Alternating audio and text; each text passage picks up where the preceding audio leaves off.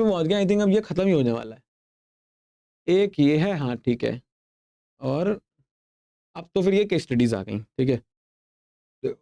36 कह रहे हैं कि अनुज के पास, Anuj had some chocolate and he divided into 2 lots. Anuj ने अपनी चॉकलेट्स को 2 लॉट्स में डिवाइड करा, ए और बी में। अब 2 केसेस है यहाँ पे। पहला case, he sold first lot at the rate of 2 रुपए की 3 चॉकलेट। उसने पहले लॉट को, 2 लॉट थे, लॉट ए लॉट, तो टोटल चॉकलेट्स लाया वो, उसने अलग अलग सेग्रीगेशन कर दिया। अब उसने लॉट ए को में क्या बचा, 2 रुपए की 3 चॉकलेट बेची, और लॉट बी में 1 रुपए की 1 चॉकलेट, ठीक है।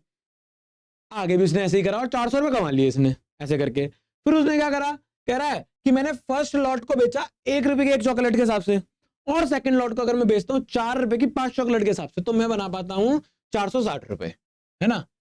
अब यहां पे ये कह रहे हैं कि इसके पास टोटल नंबर ऑफ चॉकलेट कितनी थी, ये नहीं पता आपको। अब बोलो sir total number of chocolate तो एक ही वेरिएबल है, बट मैं यहाँ पे ये लेट करूंगा कि लॉट ए में कितने, लॉट बी में कितने, क्योंकि दो उन्होंने सेग्रीगेट कर दी ना अलग। तो यहाँ पे लेट क्या करूंगा, लेट नंबर ऑफ चॉकलेट्स, पहले तो लेट कर रही सीन देखना है, chocolates in lot A, in lot A, lot A में कितनी चॉकलेट्स हैं इसको मानेंगे x। Let the number of chocolates in lot B, इसको मानेंगे y, ठीक है। बात समझ में आई? अच्छा चलो मैं आपसे पूछूंगा एक सवाल आगे करने के लिए, यहां तक तो क्लियर है कि बच्चों अगर मैं आपको एक चॉकलेट 3 रुपए की दे रहा हूं, कितने की दे रहा हूं, 3 रुपए की, और आपने 5 चॉकलेट खरीदी, तो कितने रुपए हुए, कितने रुपए खर्च करे आपने, आपने खर्च करे कहीं ना कहीं 15 रुपए। कितने खर्च करे, 15 रुपए खर्च करे ना आपने, है कि नहीं। क्या बोला मैंने, मैंने आपसे बोला कि अगर आप 3 रुपए की एक चॉकलेट है तो 5 चॉकलेट कितनी रहेंगी, 15 रुपए की। तो आप करते क्या हो, जो नंबर होते हैं, टोटल नंबर होते हैं, उनको पर यूनिट के प्राइस से मल्टीप्लाई कर देते हो, है ना। समझ में आ गई बात। तो देखो यहां पे भी हम वही करेंगे। अगर मैं पहले केस की बात करूं, फर्स्ट केस की, तो कह रहे हैं कि जो लॉट ए है वो मैंने बेचा है 2 रुपए 3 चॉकलेट, 2 रुपए 3 चॉकलेट। ये मुझे पता है ना एक चॉकलेट कितने का होगा, मुझे ये बताना चाहिए, है ना। जैसे अगर मैं वाई की बात करूं तो देखो एक चॉकलेट कितने रुपए का है, लॉट बी में 1 रुपए का, एक चॉकलेट 1 रुपए का, तो वाई चॉकलेट कितने रुपए के होंगे, वाई रुपए के। जैसे कि अगर एक चॉकलेट 1 का है तो 10 चॉकलेट कितने होंगे, 10 रुपए के, 10 × 1 होगा। ऐसे ही क्या हो जाएगा, y × 1। तो कहीं ना कहीं मुझे पर यूनिट का प्राइस तो पता होना चाहिए ना। मैं क्या कहना चाहता हूं, लॉट ए में चॉकलेट x है, नंबर ऑफ चॉकलेट x है, बट यहां पे ये पूछ रहे हैं कि 2 रुपए की 3 चॉकलेट, तो एक चॉकलेट कितने की हुई, अगर 2 रुपए की 3 चॉकलेट्स हैं तो एक चॉकलेट 2/3 रुपए की नहीं हुई, है कि नहीं। एक चॉकलेट कितने की, 2/3 रुपए की, कितने रुपए की, अगर एक चॉकलेट 2/3 रुपए की है तो एक्स चॉकलेट कितने की होंगी, 2/3x। क्यों, क्योंकि यूनिट प्राइस को मैं क्वांटिटी से मल्टीप्लाई करता हूं तभी तो टोटल अमाउंट आता है। ये आ गया 400। नहीं समझ में आया, कोई दिक्कत नहीं, दोबारा समझो सेकंड केस से। सेकंड केस में कह रहे हैं अगर ये फर्स्ट लॉट को 1 रुपए के हिसाब से बेच देता है, भाई फर्स्ट लॉट में x चॉकलेट है, अगर मैं हर एक चॉकलेट को 1 रुपए के हिसाब से बेचूंगा तो 1x कमाऊंगा ना मैं, क्वांटिटी मल्टीप्लाई में प्राइस। अगले लॉट को मैं बेचता हूं 4 रुपए के 5 चॉकलेट, तो मुझे यूनिट प्राइस तो निकालना पड़ेगा ना यार। मतलब एक चॉकलेट कितने का होगा, 4/5 रुपए का होगा एक चॉकलेट, होगा कि नहीं होगा। तो इसलिए हम क्या करेंगे इसमें 4/5y कर देंगे। जब एक चॉकलेट 4/5 का है, एक चॉकलेट 4/5 रुपए का है, तो y चॉकलेट कितने होंगे, 4/5y, तो हो जाएगा 460।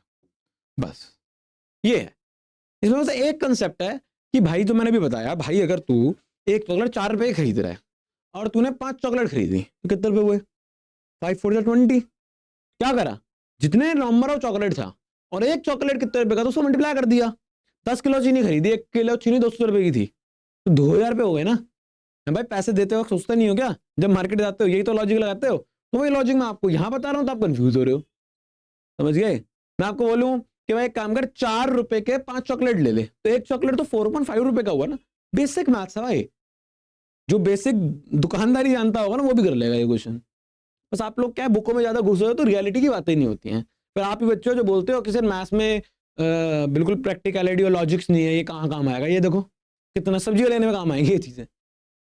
आप समझ रहे हो, तो या तो इस तरीके से समझो, या तो फिर दुनिया समझा देगी आपको, जिंदगी समझा देगी।